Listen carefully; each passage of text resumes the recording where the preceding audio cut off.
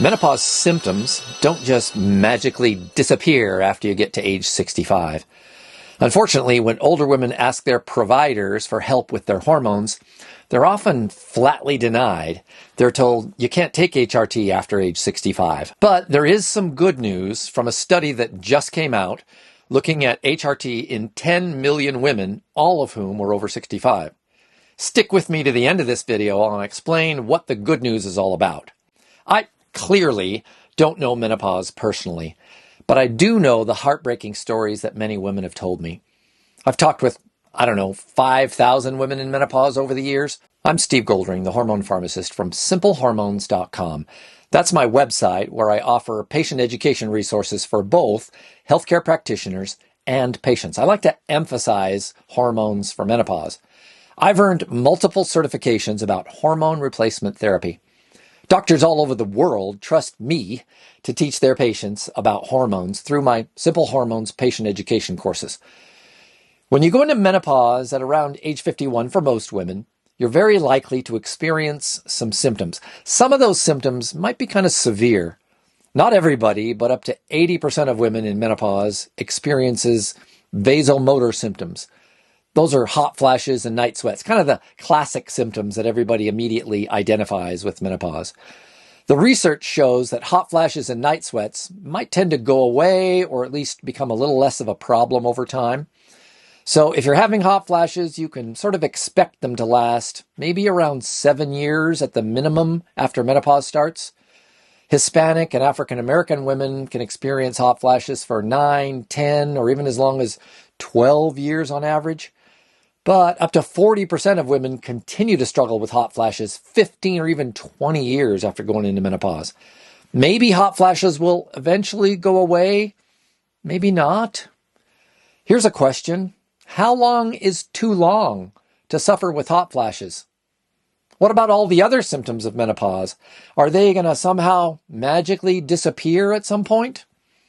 Well, here's a list of over 30 of the most common menopause symptoms. Of that list, maybe 4, maybe 5 might decrease over time. Most menopause symptoms stay the same or get worse the longer you're past menopause. Carol emailed me saying, I'm 59 years old, 10 years past menopause with osteoporosis, belly weight gain, moderate to high cholesterol, brain fog, forgetfulness, fewer hot flashes than in the past. I've been trying unsuccessfully to find a doctor to prescribe hormones for the past 3 years, but I've been denied. My concern is taking HRT after 10 years and my heart disease risk. Gloria had hot flashes for the 10 years that she stopped HRT. She says, I'm 65 and had a hysterectomy 3 months ago, and the menopause symptoms are worse now. Help! These women are not seeing menopause symptoms go away. They're still suffering 10, 12, 15, 20 years after going into menopause. They also tell me all the time that their experiences with asking healthcare providers for help is, well, Denise says, help! I'm 69. I need someone who isn't afraid of my age. Jennifer says I'm 12 years postmenopausal and very angry that my gynecologist did not talk to me about what was happening and the long-term impacts to my bones and my heart and my brain. I'm hoping it's not too late for me. Emily told me my doctor casually commented that she doesn't see me still on HRT in my 70s. I'm kind of freaking out on the inside. When I told her how bad my symptoms were and how I was worried about not being able to get my hormones, she laughed and said I sounded like a drug addict. Do I need to be concerned about being cut off from HRT after a certain age? Almost all the symptoms of menopause stick around for decades. Let's look at just 3 of those. Insomnia is one menopause symptom that doesn't seem to improve ever. Sleeping 2, 3, 4 hours every single night for months or years. Andrea says, I'm 79 and action needs to be taken as I have suffered long enough. Have very bad sleep quality, brief waves of heat at night, osteoporosis. Brenda is suffering and struggling with severe menopause symptoms, along with insomnia. Mood swings, depression, anxiety, those are all persistent with women over the long term. But worst of all, the vaginal, urinary, and sexual menopause symptoms are the ones that really get worse over time. Evangeline, age 67, worries, I might be too old for HRT. I hope not. Now I have a prolapse. The red ball is showing down there. I'm scared to tell my husband. It will freak him out. I'm sure of it. I feel crazy, angry, scared. What can I do? I'm so anxious. It's like having a panic attack just to go to the gas station. Well, I would recommend you not Google the word prolapse. Trust me, you just don't want to know. I know what Evangeline means by the red ball is showing, and I'm not going to explain that. Vaginal or uterine prolapse doesn't happen all that often, but it is quite possibly one of the most horrifying menopause symptoms. And that's exactly why no one ever talks about it. The PG-13 description is that your lady parts fall outside of your body. And I can tell you as a husband, if my wife told me that she was having a prolapse, I would be freaking out. If you've been in menopause a long time and you're still having symptoms, especially if you're over 60 or 65, maybe you've asked for HRT and you've been denied because you're too old. A brand new study just came out this past week in the journal Menopause. It looked at the use of HRT in over 10 million women, all of whom were over age 65. This study offers maybe a glimmer of hope that these older women might actually get some real relief from menopause symptoms that they've been toughing out for years or decades.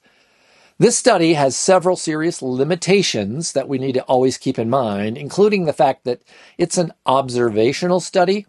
Researchers looked at patients' health records and prescriptions sort of after the fact. This type of study is much more about association, and it's less about causation. An interventional study is where one group gets a placebo and another gets hormones, and then they see what happens and compare the two groups. And that kind of study maybe is better at hinting at what's causative. This study does a decent job, though, of breaking out different types of HRT, like estrogens from horse urine versus estradiol and progesterone versus progestins. Here are a few of the important takeaway lessons that I found from this study. Women taking estradiol alone had a 21% decreased risk for what's called all-cause mortality. That's death for any reason when compared to women not taking HRT. 21% less risk of death is pretty huge. Out of 31 different HRT options, only 2 types of HRT showed an increased risk of all-cause mortality. The first were progestins that are taken alone with no estrogen, and the second was a vaginal combination of estrogen and progestin, which is fairly unusual. Progestins prescribed alone without estrogens are most commonly prescribed in women who have serious gynecological issues, and that may be why women taking only progestins had about 5 times more endometrial cancer and over twice as much ovarian cancer than women not taking any HRT. So that's a group to set aside. Those patients are exactly the women most likely to take progestins alone. Every other type of HRT, that is 29 out of 31 variations, either made no difference in death or they decreased death from any cause. Most variations of HRT showed either slightly decreased risk or almost no difference in risk. HRT either had no effect or decreased the risk for all of the diseases that I've listed here. It's a long list. One of the puzzling results of the study has to do with breast cancer risk, though. Women taking estrogen of any type, plus progestins, had a 10% increased risk for breast cancer. Women taking estradiol plus progesterone actually showed 17% higher breast cancer risk, while women on the combination of conjugated equine estrogen plus progestin, that's the same as in the WHI, had a 23% increased risk of breast cancer. The apparent increased risk for breast cancer is contrasted with other studies like the French E3N EPIC cohort study that showed a decreased risk for breast cancer with estradiol and progesterone. The reality is that studies very often conflict with one another. In looking at this 10 million women study, it's clear that there are confounding factors that were not accounted for, including how long women were on hormones and when exactly they might have been diagnosed with cancer or other diseases. A single prescription, whether a woman actually took it or not, qualifies a woman in this study to be in the HRT group.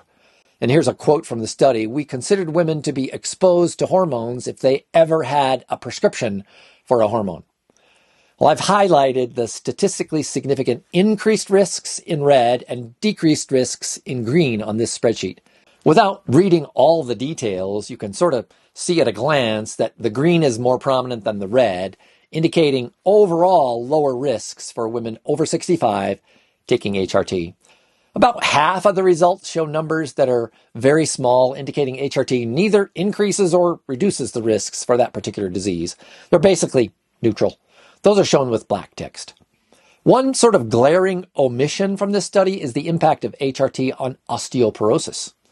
Researchers pretty much agree that HRT is extremely effective at reducing the risks for weak bones, which may be why they just left it out of the study completely. It's important to recognize that the increased risks shown for certain diseases are about diagnosis of those diseases and not death from those diseases. Overall, this study seems to say that the health risks of HRT for women over 65 have been a little overstated, to say the least. This is the most glaringly true for the reduced or neutral risks of all-cause mortality for almost all types of HRT. Is this study going to make doctors more open to prescribing HRT for women over 65 still having menopause symptoms? Medicine changes at a glacier's pace, extremely slowly. Your doctor may or may not get the message that HRT is safe after 65, but there is hope if you struggle to find help with your hormones because of your age. Primarily, that hope can be found in a trained, experienced healthcare practitioner who really understands the nuances of hormones and health risks. Go to simplehormones.com/referral and fill out my referral request form. I can check my database to see if there's a qualified, trained provider somewhere near you. I can't guarantee I know somebody in your area, but I'll do my best. If this video has been helpful at all, click the like and subscribe buttons and ding that little notify bell to get a notification whenever I get around to posting a new video. Hey, thanks so much for watching, and I'll look forward to talking with you again real soon.